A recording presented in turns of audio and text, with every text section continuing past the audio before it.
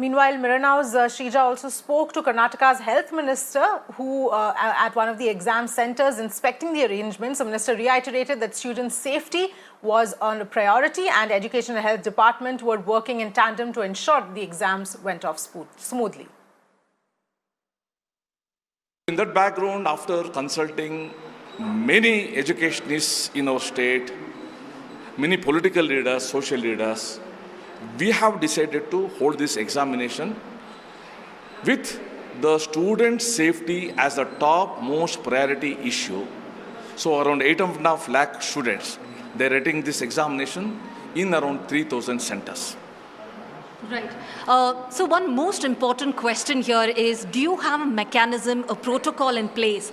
Say, suppose if a student's relatives or parents tested positive, how will you know that? See, the health department and the education department, they are working together. If in any family, some person with infection is there, the SSLC student of that family will not be allowed to write examination in this examination.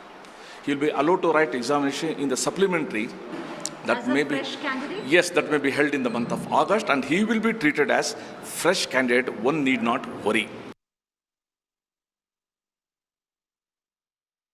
Meanwhile, Miranau also spoke to some of the parents who are extremely apprehensive of their children going and writing exams in the midst of the corona pandemic. And children, meanwhile, say that they might need more time for their papers because they have to write with gloves on their hands. Listen in.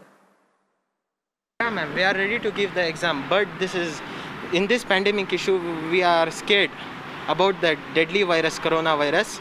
Till now, it has not been cured, and any antidote of coronavirus has been invented. So we are scared to write this exam, and we find very risky about this.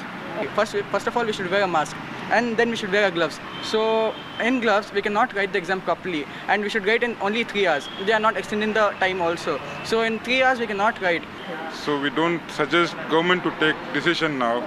And in case if they wanted to do, I don't want even the student to lose 1 year. Okay. Let them do maths and science as a main subject, and rest of the subject let them avoid it. Okay. And because it's not so important. That's my concern. And after that, if anything gets infected, any one candidate student gets infected, the whole family will get infected. Even the class in which they are sitting, that might get infected. The other student who comes the next day, he may get infected. So who is responsible? Is the government taking responsibility of all this? And on that note, slipping into a quick break, but lots more on the other side. Stay tuned.